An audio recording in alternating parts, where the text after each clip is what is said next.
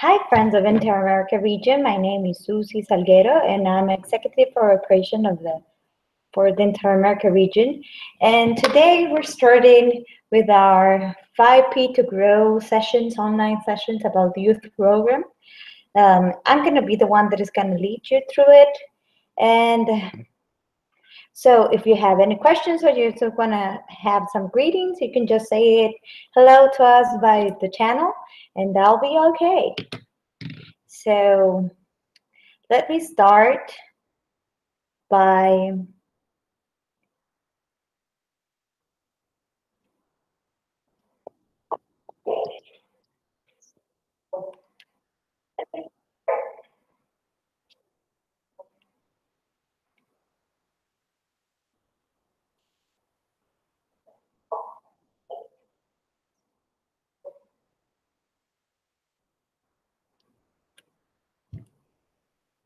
sharing my screen with you.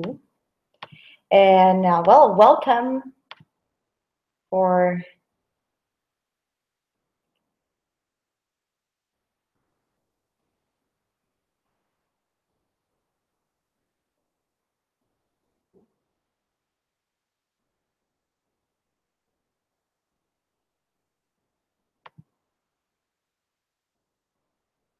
so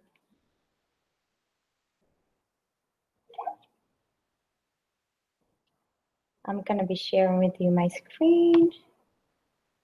Let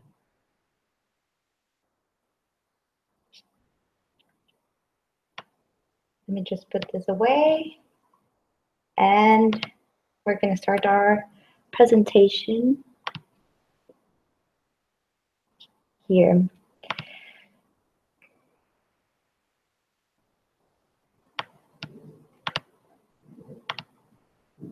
So as I said to you before, welcome to the 5P to Grow campaign online sessions. My name is Susie Salguero again, and I'm the executive for operation for the Inter-America region. And so welcome to you. Talking about the youth program, Inter-America region youth program, it's not easy. But first of all, I'll need to have a definition of what is the youth program. Well, the definition is easy. It's the set of actions that generate educational experience that meet the interests and needs of young people carry out through the Scout method in order to fulfill the mission of Scout movement. So basically, it's whatever action that we do for the young people in scouting. That is the youth program. That is the definition of the youth program, is everything we do for the youth. So having a policy is having the framework, having like the principles and the ideas of how can we do that and how can we implement all the good things and the Scout method up on every Saturday or everything, every day to day that we have any sessions. So how do we actually become and have started having the idea of having this? It was easy. First, we had a resolution in 1990 in the 32nd World Scout Conference, and where they said that the youth program is the primary means to achieve the purpose of scouting. The challenges of the strategy that they saw as a challenge, implementing a correct and a pertinent youth program for the strategy of scouting. Then they adopted the declaration contained in the conference document. And NSOs, and the biggest challenge is that NSO should reflect the policy as their own. That means that every NSO should have a youth program policy. And then the fifth was the call and action of World Scout Committee. So before I go to the other resolutions that are just there in the Inter-American regional policies, if you're not following me or you don't know the document, you can actually chat me on, and I'll just put the link on the chat. So don't worry. Okay, so the second thing is that, well, youth program has been the center of scouting since the beginning of times. When Baden-Powell started to write the sectional magazine article, and what nowadays we know it's scouting for boys, it was basically him writing the principles and what we should do about scouting. So basically the Inter-American Youth Policy is just that. It's a little bit more sophisticated, and then it's a formal way of putting it so everyone can understand it, but basically it's just a framework. So, after having the resolution in the 1990 World Conference, the Inter-America region started doing all the things uh, that we needed to do.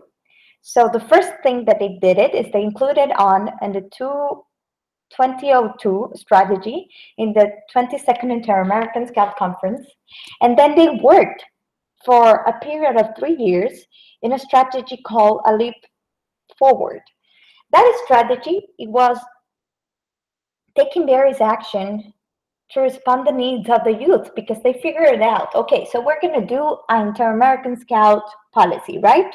So, but first we need to know what are the needs of the youth, what what they wanted, and what their profile is, and how can we, as the Scout movement, can answer to all those needs. Then, in the 23rd Inter-American Scout Conference in 1995, they agreed on the ratification of the regional policy of the youth program, approved by the Scout Committee. That meant that this period of a strategy called Leap Forward is when they actually had and responded to the needs of the youth. After that, in the 24th Inter-American Scout Conference here in Panama, they consider that the MACPRO, that is what we know as the implementation, the continuous updating of the youth program created by the Inter-American region, which has the different objectives, all those objectives are required, and they are different for different ages. And we're going to see it at the end of this session, how this MACPRO, how can we see that nowadays in the policy. And they also had and considered that they needed a strong document that clearly expressed the currently policy of youth program. So we have what we know as the MACPRO is like a educational, very, very practical thing that every scout leader, every scout troop should have. And they know all the objectives by age, and they then ask for a document that expressed really, really good how this can be achieved, like in a very, very, very, very intellectual way. So they requested to draw a document that nowadays we know of the Inter-American Youth Policy. So in Argentina, in 2013, is when they approved the Inter-American regional policies, which included youth program, adults and scouting, institutional development, and the youth involvement, the four of them. Nowadays, we have 5 policies, because in the 26th Inter-American Scout Conference that we held in Houston is where we approved the 5th one, the diversity inclusion for scouting. But today we're going to focus on the youth program. So the purpose of this policy, it is 3. So you can read that, but basically it's to present the elements and core concepts of the youth program, to adapt the World Program policy into the needs and the realities of the region, and to serve as a framework and support for the development of innovation, implementation, and evaluation of tasks for the youth program. So basically, this purpose is, as you see it, and we can actually dig a little bit more deeper on this, is what we need to do, basically, is that any because we present to you the elements and the core concepts, and then they should adapt it to their local needs as well as we adapt it to the regional policy. And all of these things are going to serve as a framework, support, and development of innovation for the youth program. I mean, for every activity. So if you read the regional policies, you're going to find out three core elements of the youth program policy. There are the principles, the fundamental definitions, and the elements. The principles are going to be the ones that are going to be like the framework. If you see it, if you can actually understand it, the principles are going to be around it, because first you need to start with the principles. And then the fundamental definitions is where it's fundamented. That is why it's called fundamental. Got it from, where does this crazy youth program policy come from? And then the elements practically is the core elements that every NSO needs to attend in order to have a complete youth program. I'm gonna stop and explain a little bit more in the fundamental definitions, because the fundamental definitions, they didn't invent it on. All of them are just principles and basically what is just written in the Scouting for Boys, because it's the mission of Scouting as an educational and youth movement. The cause of Scouting is to create a better world. The principle of Scouting that every Scouting should know, a principle to God, the principle to others, and the principle to oneself. And then the Scout method. That is easy. So the Scout method itself, it's composed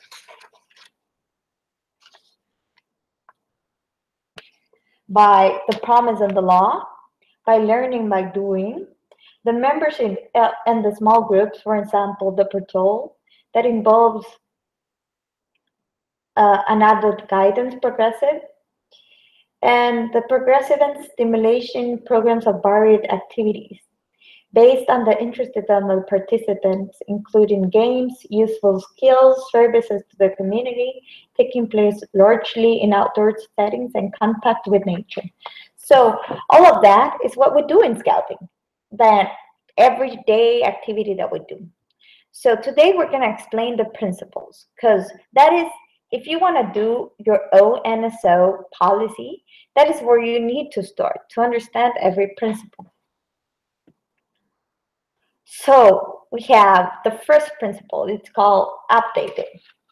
Every youth program needs to be updated. It is, and how can you achieve that? It's by a constant reflection on educational practices in relation of the educational project. Is that we need to be updated and knowing that everyone knows everything about things. Then the second one, it's relevant, because it takes into account the cultural, social, political, and economic demands of the society.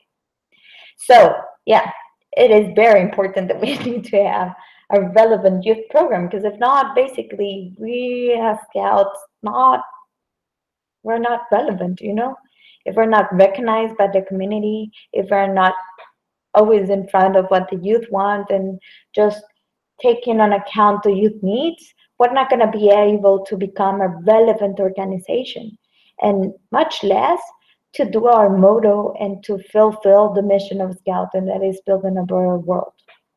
Then to be a significant Scout, a significant youth program means that because it considers the interest in and meets the needs of young people from the perspective of Scout method. That means that every boy, every girl, every youth should feel that they're doing something with their lives upon Scouting, that they feel that they're actually building that better world with every action, with everything that they do. Then we have the fourth one, the young people as the center of the program. It is the young people program and not for them. What I meant to that is that the development and implementation of the youth program is based on the needs and interests of young people in general, not only young scouts, but the active participation of young people as itself within the organization. And considering the fact that there are many agents of self-development. So the idea is that even though we have a youth program policy, sometimes I don't know how to say that, we normally think as an adult that we know better. But basically, all the Scout movement is for young people, and they should be the center of every activity. And how do they become the center of any activity? Is by choosing everything that they want, is by doing everything that they want. So, fifth one is that Scout is for everyone. A program that meets the needs of young people from all sections of society, that leads into the design of a program with the necessary flexibility to adapt the cultural, social, economic, racial, religious diversity of any other nature. That means that we should be open and should evolve as for giving more, more space to more people. Nowadays, we have a reach out to all objective with the mission Vision 2023, where we're actually thinking and reflecting upon what does that mean? What does scouting for everyone means? That means that we need to encourage people from all genders, all kinds, all cultural, social, economic, and racial religious diversity to come and join a program, and the program itself should adapt to them, and they should adapt to us, and they should adapt to them. Everything should happen like a synergy within the persons. Then we have the sixth one, the proposal of an education for life. That means that what we do is for lives and provides in a progressive manner the opportunity to fully grow as individuals, to be inserted into the realities of the world, to understand it, and to transform it, to make the decisions according to the code of ethics based on the Scout law and the functions of responsible, caring, autonomous, committed individuals in the search of their significance. So that means that in order for us to consider it, is that we need to create, and basically that is what we do. When you learn about making knots, probably you're thinking as a young person, because I was a scout when I was 13, and when they teaching me knots, I thought, okay, this is cool.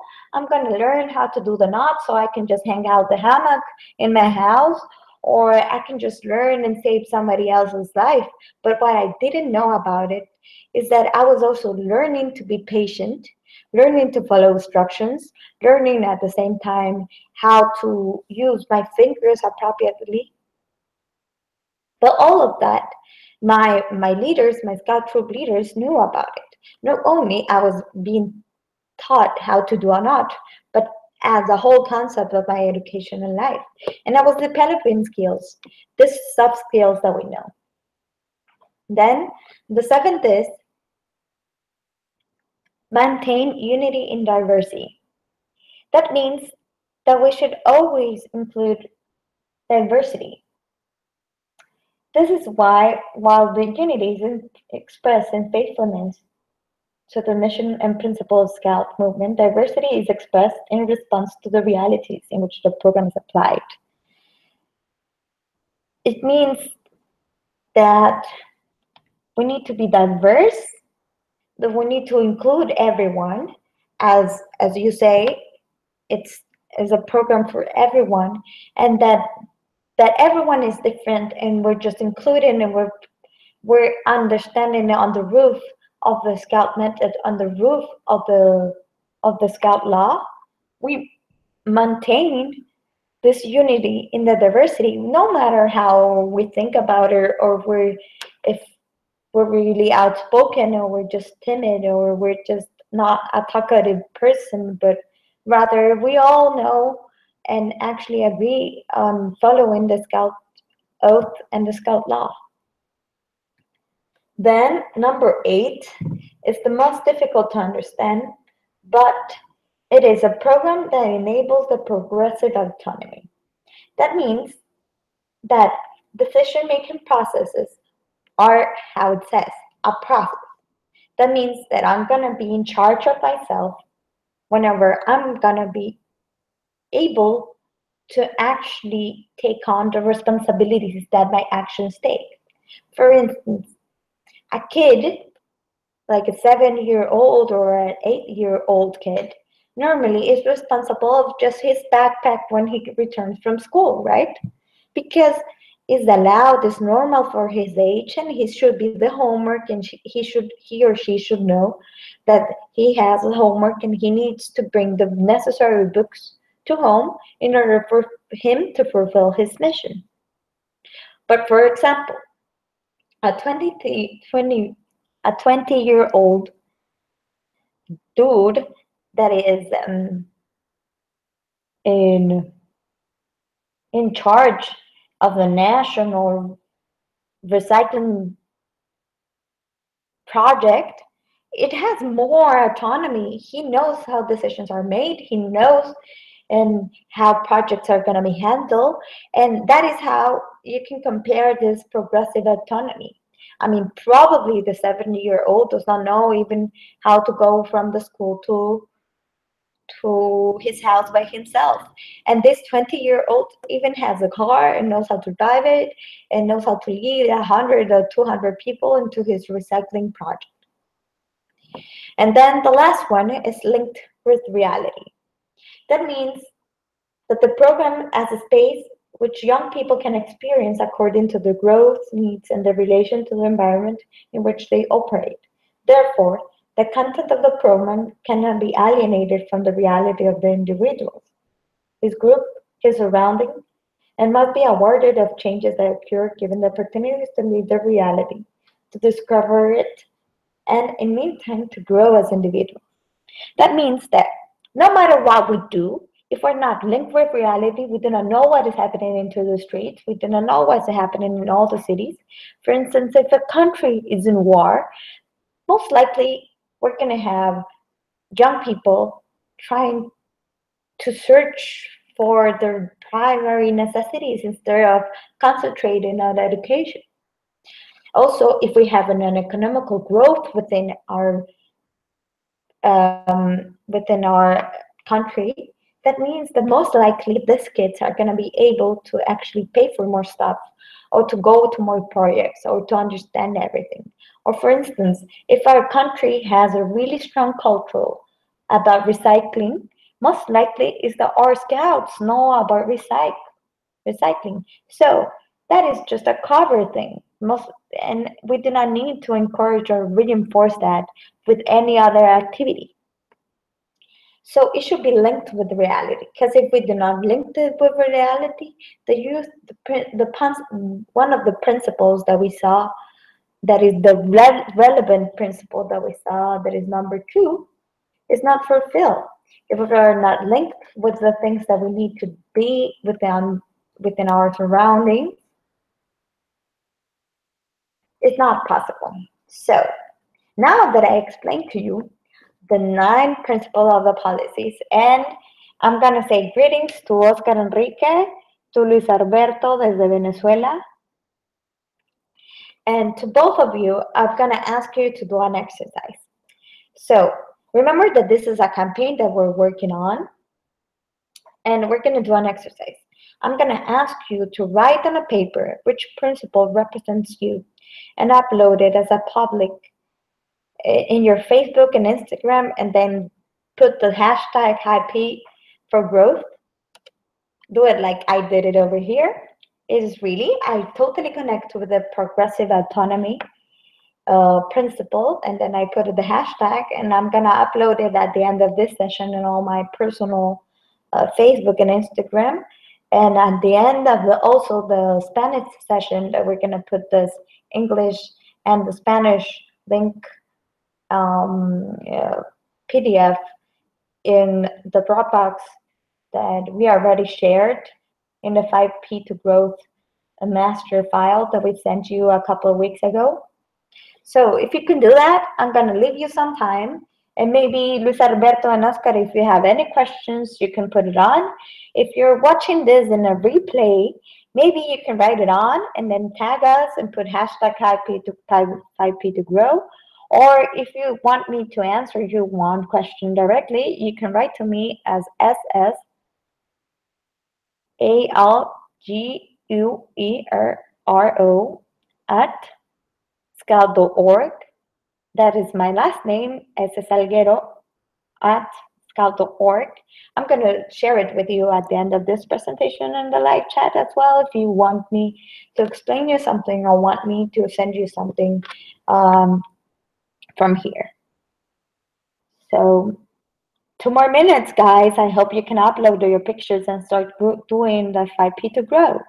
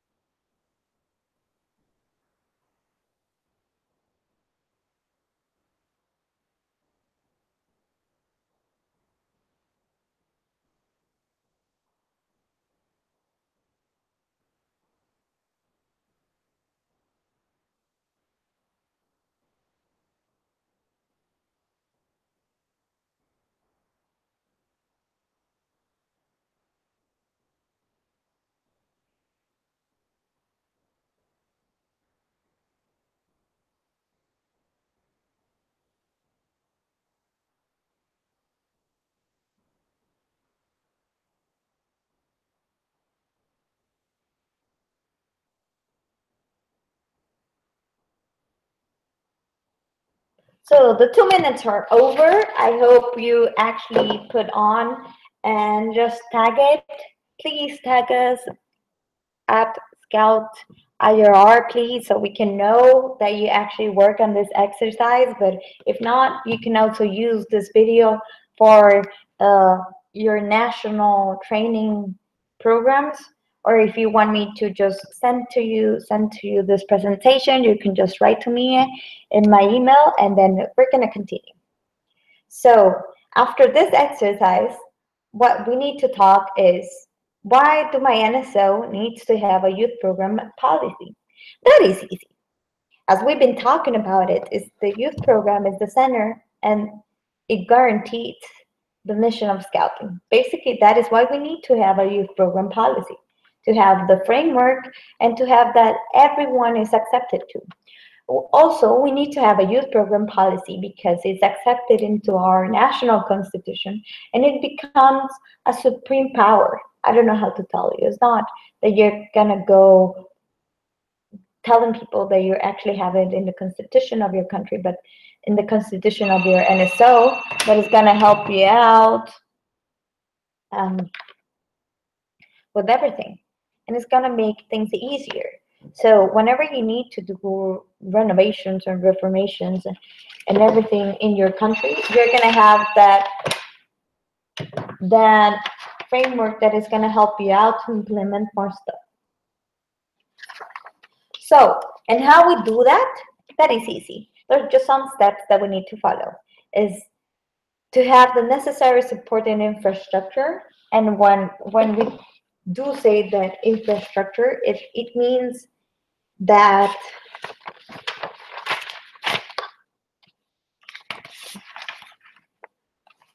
we need to have all the instances ready. It means that we need to have a policy written. And it's going to be approved, that is written and approved by the National Council. And they need to designate a national head of the youth program, director, commissioner, something, whatever you call it in your NSO.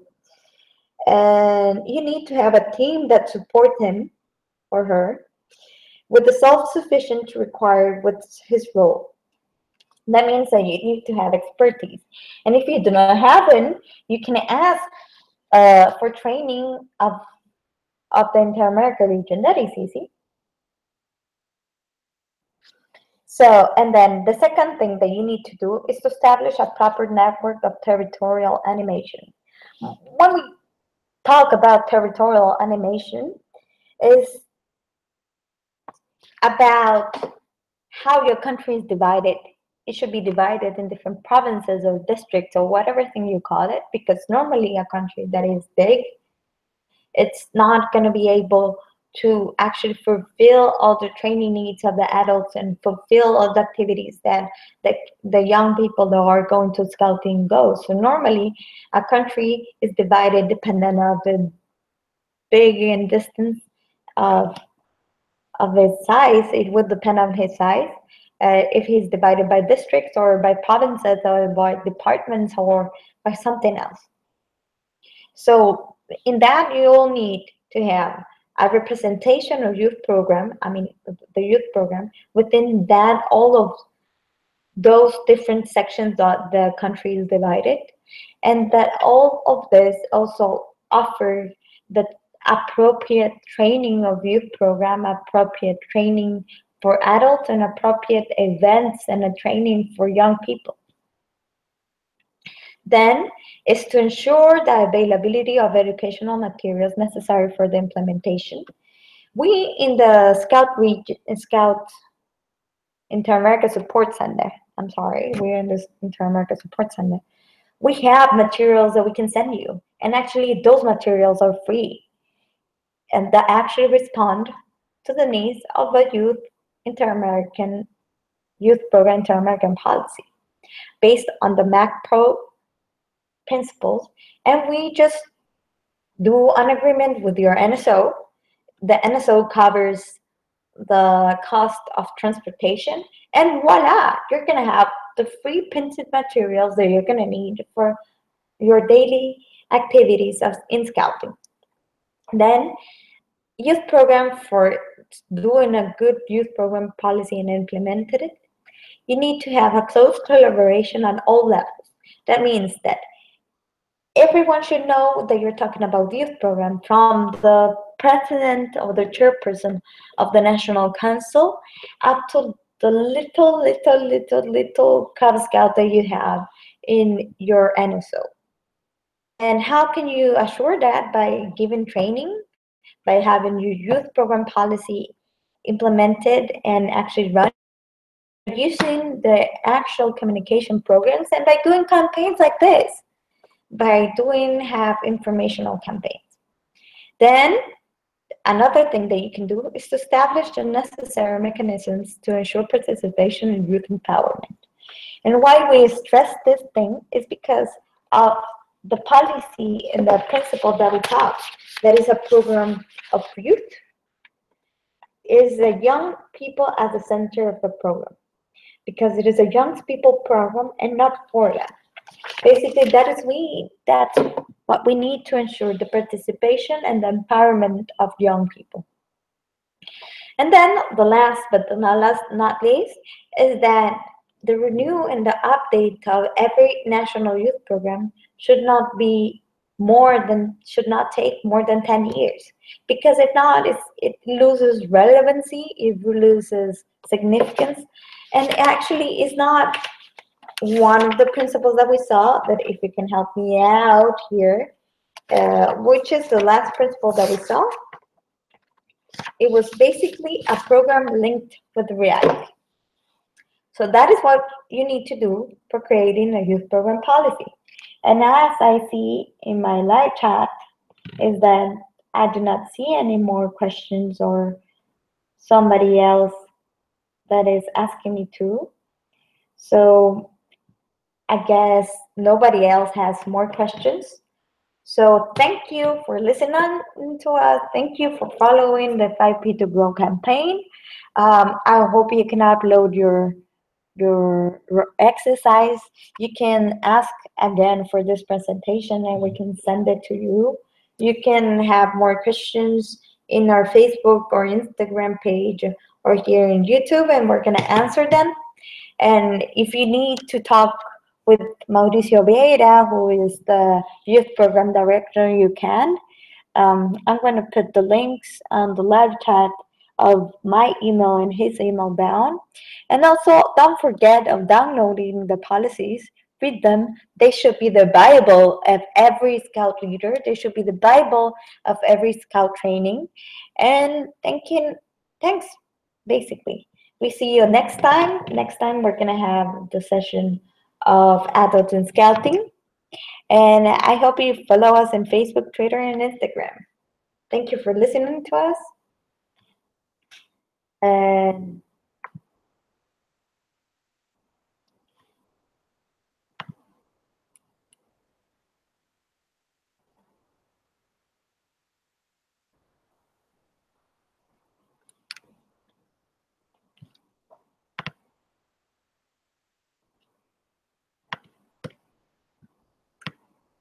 well, thank you for listening to us. And let's hope you join us. And ciao, ciao.